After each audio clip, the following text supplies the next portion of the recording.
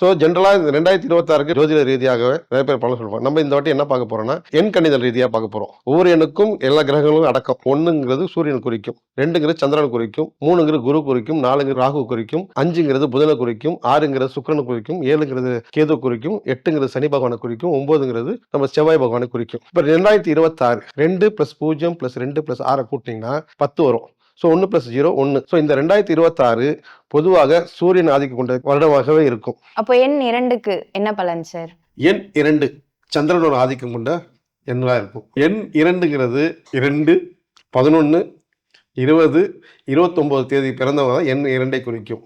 2 எண்ணுங்கிறது சந்திர பகவான் ஆதிக்கம்.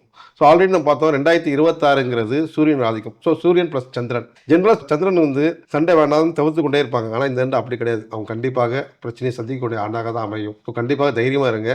பிரச்சனை சமாளித்தா தான் நீங்கள் அடுத்த கட்டத்துக்கு நகர முடியும். உங்கள் உறவு முறையாக இருக்கட்டும், தொழில் ரீதியாக இருக்கட்டும், இல்லை வேலை செய்கிற இடத்துலையாக இருக்கட்டும், உங்கள் படிப்பு ரீதியாக இருந்தாலும் நீங்கள் இத்தனை நாள் பிரச்சனையை தவிர்த்து கொண்டே இருப்பீங்க. அந்த பிரச்சனையை சந்திச்சு தான் ஆகணும். 2026 உங்களை மேற்படுத்தும் ஆண்டாக அமையட்டும். நன்றி. Thank you sir. 2ஆம் நம்பருக்கு சொல்லிட்டீங்க. எண் 3 எப்படி சார் இருக்கும்?